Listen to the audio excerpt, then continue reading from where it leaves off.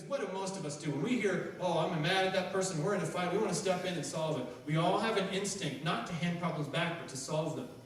We're adults, and that's what we do. We solve problems, especially men. We solve problems, right? Usually with duct tape. We hear a problem, we see a problem that needs to get solved, and we work on it. And there's a perfect reason for that instinct to solve problems. There's a really good reason you have that instinct, because at some point the kids absolutely need you to solve their problems. It's called infancy. When they're little, tiny, tiny little people, they have one way to get their needs met. What is it? And they don't just cry when they have a need, when they have a true need. They rage.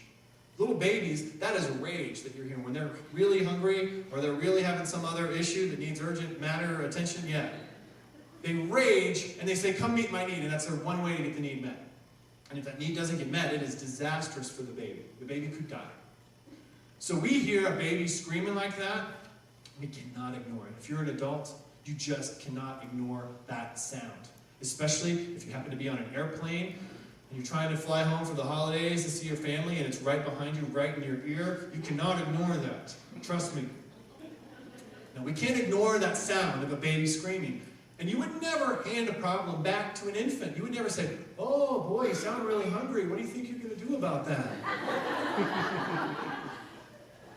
But imagine that child, it's 20 years later, the baby's now 20, and the baby wants or needs something. And we rush over and give that baby what it needs. Guess what? That's half of my friends their freshman year of college. Because they had helicopter parents. Whenever there was a problem, the parents rushed in and solved it.